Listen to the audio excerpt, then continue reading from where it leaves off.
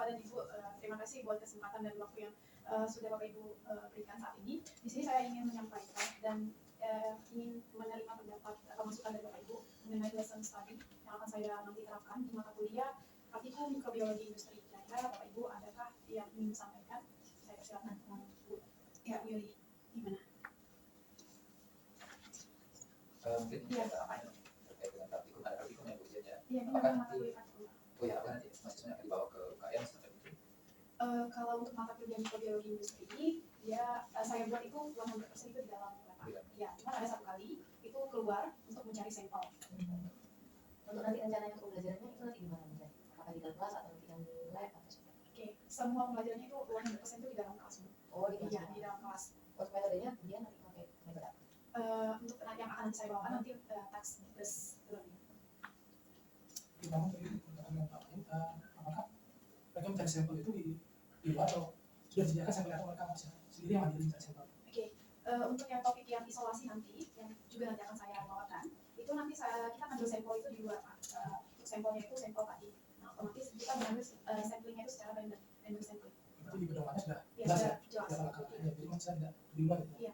Terima kasih, Pak. Bu Jian, mungkin ini sedikit revisi aja ya Bu Jian. Untuk tanggal penyusunannya ini tahun 2022, nanti tolong diganti 2023 ya. Itu aja sih. Terima kasih. Sama aja tolong diisi tanda tangan ya, ini di belakang belum ditandatangani sama Bu Jian. Karena kan kalau RPS itu setahu saya kalau kita mau ke kelas itu harus divalidasi oleh kapolres sama.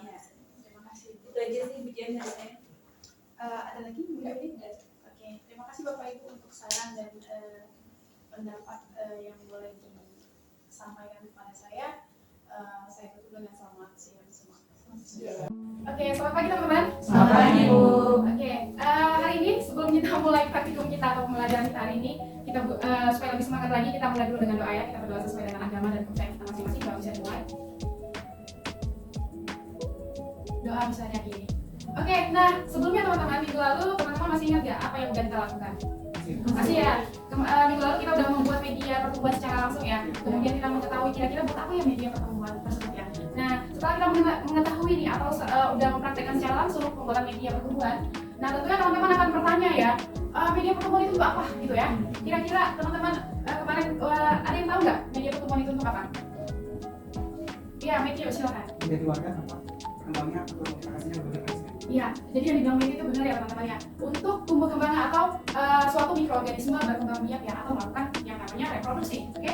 Nah, sebelumnya teman-teman, mikroorganisme kan kemarin kita udah sepakat ya terdiri dari beberapa jenis ya. Salah satunya adalah cendawan ya. Oke. Nah, kira-kira teman-teman tahu nggak apa itu cendawan? Iya, silakan. Cendawan itu adalah termasuk organisme dalam badan bumi atau tersebut, di mana cendawan ini organisme eukaryotik yang tidak memiliki kemampuan untuk melakukan fotosintesa. Oke, thank you Ren, bagus banget ya. Oke, yang lain teman-teman, kira-kira ada ide? Ya, silakan Matthew. Mungkin kalau dari cendawan itu ada berbagai jenis, ada cendawan yang bersifat makroskopis, ada juga mikroskopis. Namun kalau dalam kajian mikrobiologi maka mungkin akan dibahas nanti cendawan yang mikroskopis. Oke, thank you Matthew dan Iren ya. Nah, jadi yang Iren sama Matthew sampaikan tadi itu benar ya teman-teman ya. Jadi cendawan itu ya teman-teman, garis bawahi adalah organisme eukaryotik. Dia yang membedakan antara bakteri dengan cendawannya. Kalau bakteri itu prokaryotik. Nah, kemudian apalagi tadi yang juga Matthew tadi ada yang makro, ada yang mikro. Kayak gitu ya teman-teman. Nah, dalam arti kata kalau makro biasanya yang bisa kita makan ya.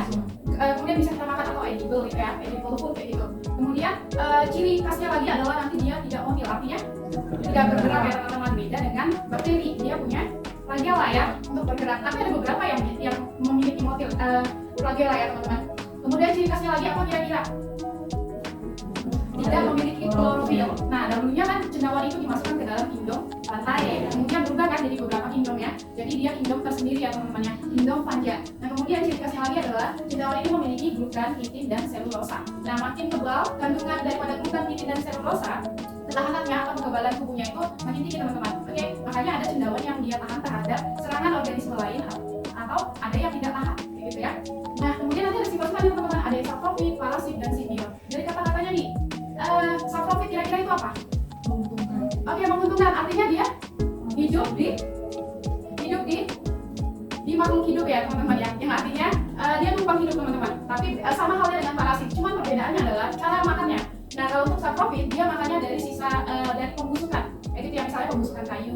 Oke, jadi yang diambil itu adalah bahan organiknya. Kemudian nanti ada parasit. Nah, dari gambar nih teman-teman bisa lihat nih, kira-kira kenapa dia dikatakan parasit? Ya, yang putih-putih ini cendawan ya teman-teman ya. Oke, bukan busa ya. Oke, ini ada serangga ya teman-teman. Nah, kira-kira gimana nih? Karena dia numpang hidup ya teman-teman, sehingga dia mengambil nutrisi daripada si serangga tersebut. Oke. Nah, kemudian nanti ada simbiot. Nah, simbiot ini cendawan ini melakukan hubungan timbal balik ya teman-teman. Dia berinteraksi dengan lingkungan, kayak gitu ya.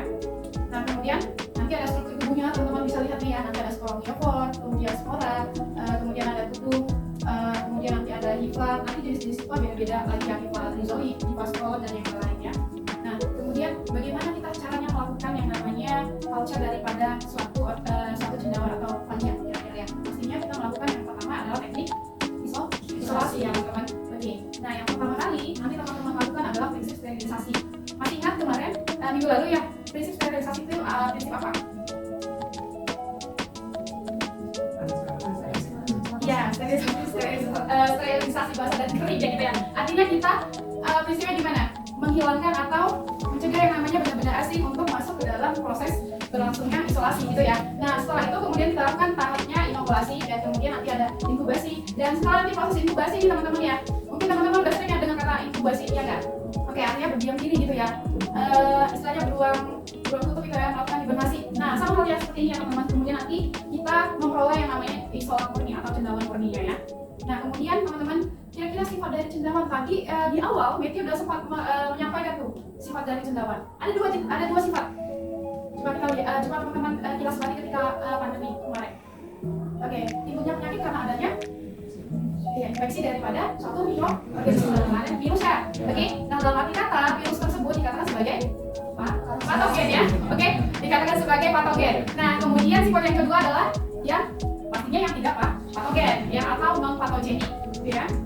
Nah, teman-teman, ada satu cendawan gitu ya, yang perlu teman-teman ketahui bahwa peran dan manfaatnya ini sangat besar ya dalam skala berbagai bidang industri ya. Salah satunya pertanian, kemudian nanti ada kesehatan juga ya, di medis juga digunakan. Nah, itu namanya adalah cendawan endofit teman-teman ya. Dari kata endo. Nah, endo itu apa artinya? Dalam. Nah, dalam arti kata cendawan endofit ini adalah berasal dari akar tanaman. Oke? Nah, jadi kita mengambil sampel itu dari akar teman-teman. Nah, kemudian cendawan endofit ini ada yang bersifat patogen, ada yang bersifat non patogenik. Nah, kalau ini kita manfaatkan berarti yang kita ambil cendawan patogen atau yang cendawan non patogenik kira-kira. Ya, pastinya yang non patogenik ya teman-teman ya. Oke. Nah, kira-kira nih teman-teman ya. Apa saja peran cendawan endofit dalam bidang industri ya. Nah, coba teman-teman diskusikan dulu, bisa sharing nanti ya sama temannya yang lain. Nah, kira-kira peranan dan cendawan endofit ini dalam berbagai bidang industri apa aja? Oke, saya kasih waktu nanti 1 menit aja sama apa ya? 2 menit lah ya. Nanti teman-teman bisa sampaikan, terserah mau istilahnya mau dari bidang mana aja, gitu ya.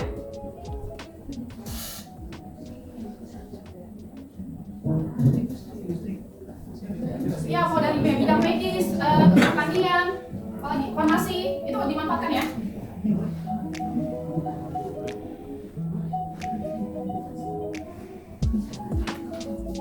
Oke, gimana?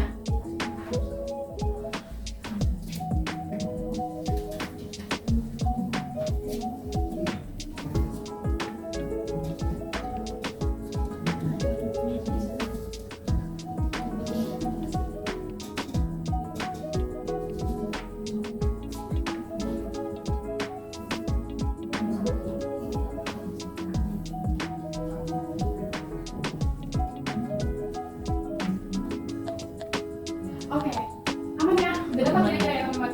Oke, ada yang mau memberikan pendapatnya kira-kira? Questionnya? Ya, silakan ya. Jadi kalau saya peminat itu di dalam bidang teknologi lingkungan di bioremediasi. Jadi beberapa cendawan itu memiliki kemampuan untuk mendegradasi polutan organik ke dalam tanah sehingga mereka digunakan dalam proses bioremediasi untuk membersihkan tanah yang terkontaminasi. Oke, bagus banget ya Glenn ya. Untuk dalam kajian lingkungan ya, dijadikan sebagai agen bioremediasi.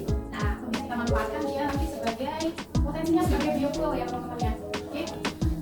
Kemudian kira-kira kenapa nih cendawan tadi cendawan endofit tersebut bisa digunakan untuk agen bioremediasi? Apa yang dimanfaatkan kira-kira ya? Nah, kita kaji lagi ya setelah teman-teman menyebutkan potensinya ya. Oke, kemudian yang lain? Oke, silakan. Keisha. Keisha. Yang selanjutnya itu di bidang industri makanan, di mana beberapa cendawan endofit ini dapat digunakan dalam proses fermentasi untuk menghasilkan bahan seperti keju. Oke, keju dan tempe ya teman-teman ya. Oke. Ada yang lain? Ya, silakan. Menurut saya itu biokontrol itu yang dimana dalam lingkungan pertanian itu dapat mengontrol atau menangkap patogen atau membunuh. Oke. Bisa kita katakan sebagai agen pengendali hayati ya teman-teman ya. Bisa mengatasi yang namanya serangan hama dan penyakit ya. Oke, karena kalau nggak kita kontrol, kira-kira apa yang akan terjadi? Populasinya akan meningkat ya, akan terjadi yang namanya resurgensi hama dan penyakit ya. Nah, kalau misalnya terjadi peningkatan peledakan hama dan penyakit, kira-kira apa yang akan terjadi teman-teman? Kegagalan panen ya. Oke, bayangin kalau misalnya nggak kita kontrol ya teman-teman. Nah, oleh karena itu fungsi daripada cendawan endofit ini banyak sekali ya teman-teman ya. Nampaknya saja kecil gitu ya, mikro, tapi potensinya besar gitu ya. Kemudian ada yang lain? Oke, Matthew. Tidak boleh mengalami atau biofertilisasi. Oke, untuk sebagai bahan baku pestisida atau biofertilizer bisa ya. Karena kan pestisida ini ada yang alami, ada yang sintetik gitu ya. Oke, ada lagi yang lain teman-teman? Ya, Iren silakan. Jadi kalau saya di bidang farmasi dan kesehatan, Iya. di bidang farmasi itu contohnya beberapa cendawan endofit itu menghasilkan senyawa bioaktif yang memiliki potensi dalam pengembangan obat-obatan baru. Dan cendawan endofit itu juga digunakan dalam bioteknologi yang produksi enzim dan senyawa lain yang berguna dalam industri farmasi. Oke, dalam arti kata bisa kita jadikan sebagai produk obat-obatan ya. Antibiotik yang saat ini beredar ya di bidang farmasi itu banyak juga dari cendawan endofit ya teman-teman ya. Oke, kira-kira itu teman-teman ya pemanfaatan daripada cendawan endofit di berbagai bidang industri ya. Oke, nah minggu depan teman-teman coba teman-teman nanti kaji ya suatu jurnal ya mengenai nanti teknik isolasi dan atau nanti pemanfaatan cendawan endofit. Oke, di berbagai bidang industri. Terus teman-teman mau yang mana? Kira-kira minggu depan nanti kita presentasikan ya teman-teman ya dalam bentuk PPT saja. Oke, saya kira cukup untuk pertemuan kita hari ini. Kira-kira ada yang ingin memberikan kesimpulan nggak dari pelajaran kami? Mungkin nanti silakan ada. Oke.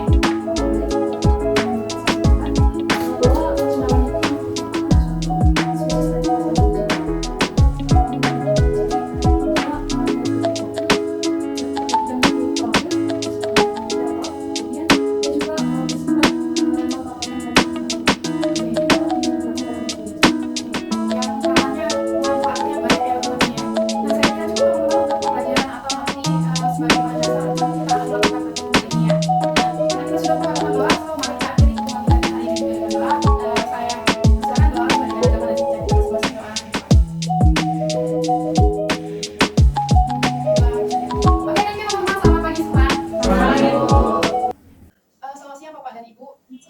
Terima kasih untuk waktu dan kesempatannya kembali di refleksi setelah pembelajaran yang saya terapkan tadinya.